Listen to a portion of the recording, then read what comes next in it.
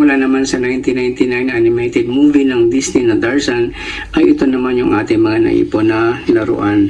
So isang set yan, galing sa McDonald's. So libre lang yan. Kailangan mo lang bumili ng Happy Meal. So to recall, syempre unang-una, ito si Tarzan. Ayan, nakatalikod lang siya. Harapin natin si Tarzan. Tarzan, harap. Ayan si Tarzan, nakabitin kasi.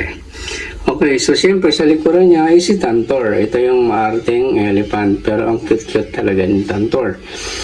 Pangalawa, this is, ayan naman si Sabor, ang leopard na nangangain ng gorilla. Ayan, si Sabor. At ito naman si Turk, ang best friend ni Tarzan. Then si Kala, ito yung gorilla na umampon kay Tarzan at siya na nagpalaki dito mula nang mamatay ang kanyang mga magulang. At yun naman sa likod, ayan, siya si Clayton, ang kontrabida. Ayan, at dito banda, ayan si Jane, ang love interest ni Tarzan. At sa likod nito ay si, ayan, yung daddy ni Jane. Ayan siya.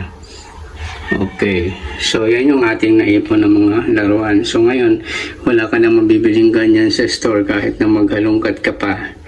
Kahit na puntahan na ba lahat ng store ng kahit hindi na sa McDonald's, wala ka na mabibiling ganyan. So collector's item lang talaga siya.